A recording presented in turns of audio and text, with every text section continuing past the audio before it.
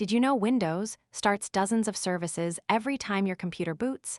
Many of them are essential, but some are only useful if you use very specific Windows features. If you never use those features, those services simply sit in the background, using a small amount of memory and increasing the number of processes Windows has to manage. Today, I'll show you 5 Windows services that many home users can safely disable, but only if they don't use the related feature. No registry edits, no third-party software, and no risky tweaks that could make your PC unstable. A quick reminder before changing any Windows service: never disable a service unless you understand what it does. The services in this video are optional for many people, but they may be important for someone else. If you're unsure, set the service back to its original setting. Also, creating a system restore point before making changes is always a good idea. Now let's look at the first one. The first service is Print Spooler. This service manages print jobs sent to printers. If you've never connected a printer to your PC, never print documents, and never use applications that rely on Windows printing, you probably don't need this service running. Here's how to disable it. Press Windows plus R, type service as MSC, press Enter, scroll down until you find Print Spooler, double-click it, click Stop, then change Startup Type to Disabled. Click Apply, then OK. If you decide to buy a printer later, simply return here and change the startup type back to Automatic. Nothing is permanently removed. Every PC is different. The goal isn't to disable as many services as possible. It's to disable only the ones you genuinely don't use. Let's continue. Next is the Bluetooth support service. This service manages Bluetooth devices. That includes wireless headphones, Bluetooth keyboards, wireless mice, game controllers, and file transfers. If your desktop doesn't even have Bluetooth, or you've never paired a Bluetooth device, this service isn't doing much for you.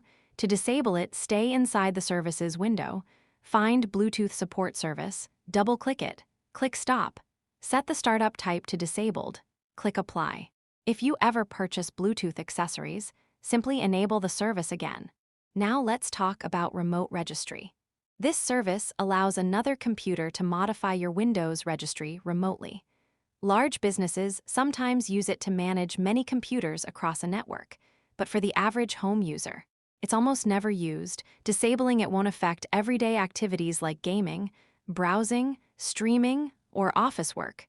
Simply locate Remote Registry, open it, click Stop, set Startup Type to Disabled, then click Apply. The fourth service is probably the easiest recommendation. It's called Fax. Years ago, Windows included built-in support for fax machines. Today, most people have never even seen one. If you don't send or receive faxes, this service has no purpose. Open the fax service, click Stop, change Startup Type to Disabled, click Apply, that's it. If you suddenly find yourself needing a fax machine someday, you can always turn it back on. The final service is Downloaded Maps Manager, also called Maps Broker. Windows uses this service to manage offline maps. Offline maps are useful if you travel and need navigation without an internet connection. But many desktop users, and even many laptop users, never use the built-in Maps app at all. If that's you, you can disable this service. Find Downloaded Maps Manager, double-click it, click Stop, set Startup Type to Disabled, click Apply. If you ever decide to download offline maps in the future, simply re-enable the service. Here's something important to remember. Disabling these services won't magically transform a slow computer into a gaming powerhouse. The improvements are usually small. The real benefit comes from keeping Windows focused on the features you actually use instead of running optional services in the background. For most people, these tweaks are about reducing unnecessary background activity while keeping Windows stable and reliable.